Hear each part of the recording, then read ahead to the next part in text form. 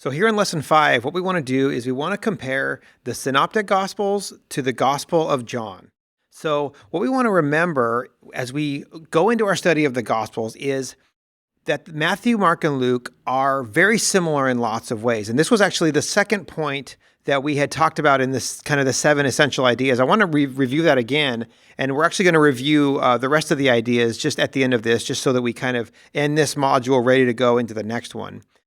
The first thing that we had said was that the Gospels provide 4 unique portraits, and we talked about that in the last lesson, how each Gospel writer has a distinct emphasis that harmonizes with the other ones. But here, I want to take us back to point number 2, and that has to do with the Synoptic Gospels. So the Synoptic Gospels, Matthew, Mark, and Luke, have many stories in common, and they share a similar language, whereas the Gospel of John is written in a different style, provides a unique material, and a more theological presentation. I want to unpack this point too a little bit more in this lesson right now.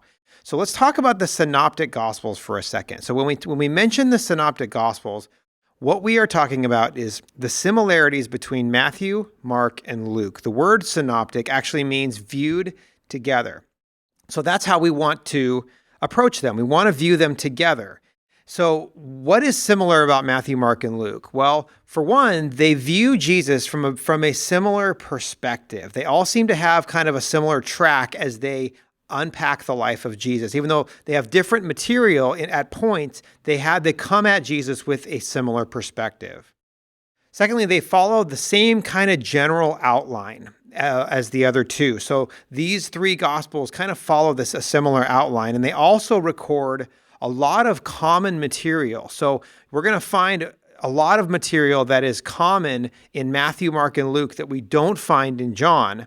And there's a lot of that's in John that's not in Matthew, Mark, and Luke, which is why John is a unique gospel. But for the synoptics, Matthew, Mark, and Luke are called the synoptics because they are similar in so many ways. We'll talk about that in a second.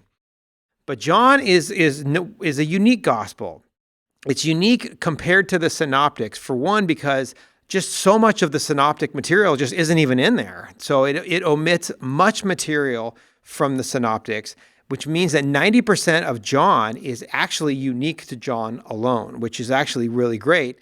But it gives us a very different picture of Jesus when it comes to the events that it records. It records the same person. It's still a similar portrait, but it's different from the synoptics. It's different in outline. It's different in style. It doesn't follow the same kind of outline that the synoptics do.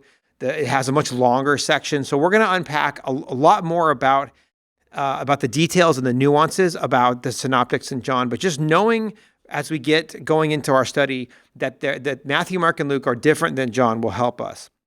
John also dwells a lot on the significance, especially the theological significance of what he's covering. So whereas Matthew, Mark, and Luke also do, John unpacks larger sections where Jesus is very clearly outlining his mission and his identity, and it's just a different feel, a different style than Matthew, Mark, and Luke. So that's some of the essentials. Let's look at what else we mean when we talk about the synoptics and John. So, for example, how are these different? How are the synoptics different than John? Well, for example, Matthew, Mark, and Luke, they really emphasize the Galilean setting of the first part of Jesus' ministry, whereas John shows a lot of movement between Galilee and Judea. Now, if you are not familiar with what this is talking about, where this means, let me show you on a map of what it looked like during the time of Jesus. So on this map, you can see that Galilee is up there in the north, Judea is down in the south, Samaria is right there in the middle. So the Galilean region was this northern region, and there's many events that we're going to read and study in the Gospels that take place in Galilee.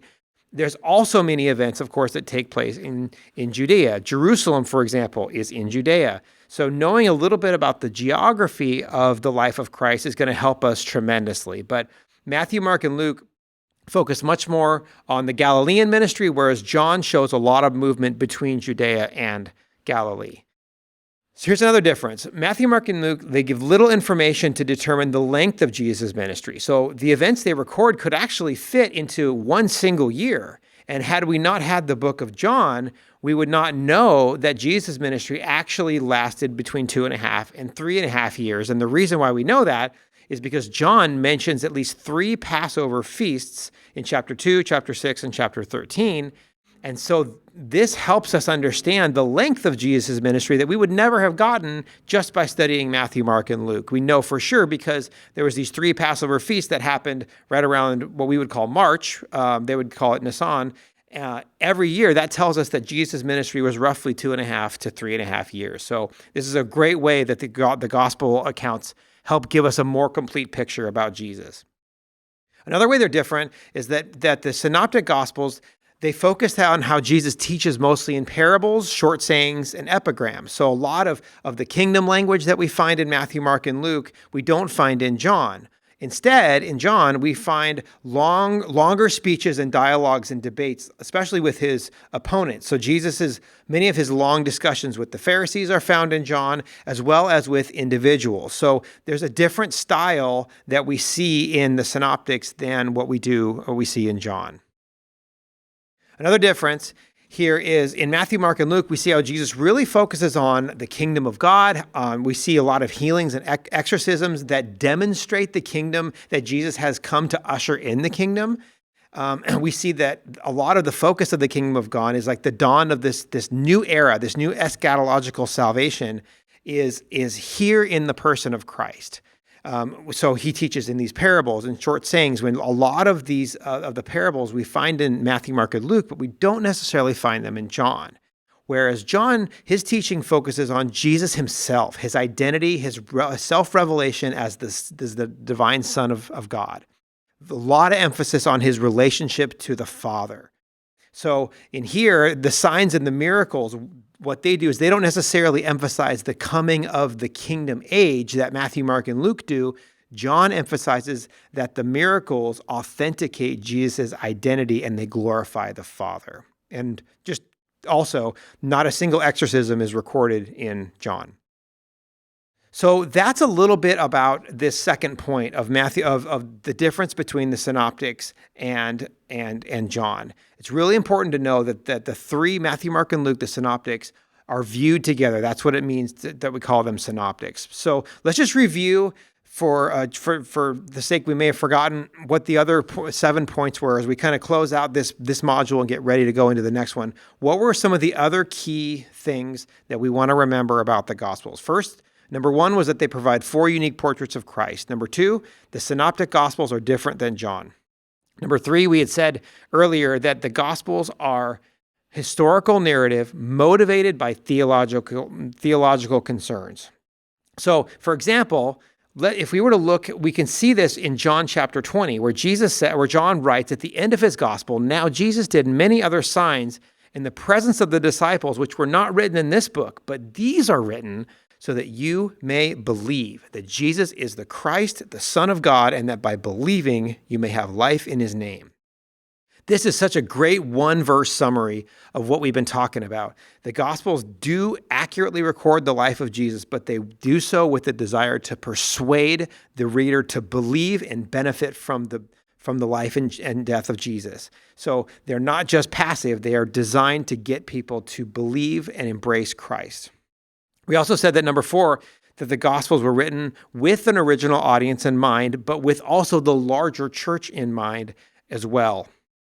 They are best read vertically, which means that we want to read each Gospel as it was given to us, not necessarily blend them all together into one meta-gospel. But we said also that we can read the Gospels horizontally. Now, horizontally is what we get with the harmony of the Gospels, when we put them side by side and we take one account and we can compare Matthew's record of the account, not verses, but next to Mark and Luke. So that's what reading the Gospels horizontally is. It means comparing the same account from different authors to get the most complete picture. That's good, and it helps us see both the themes and it helps us understand the fullness of the record of that event that we have in the New Testament. But harmonizing them, and that means like kind of blending them all together, risks distorting each gospel writer's unique contribution. But comparing them and harmonizing can be helpful to answer historical questions about the life of Jesus as well. So we're going to actually talk a lot about that in the coming module. So in our next module, what we're going to do is we're going to now focus on a new question. This one was, what are the Gospels? And I think we've covered that pretty thoroughly. Now we want to ask, how do we get the Gospels? And this is understanding the process of how we got the text that we have today. So if you would, join me in Module 2 for how did we get the Gospels?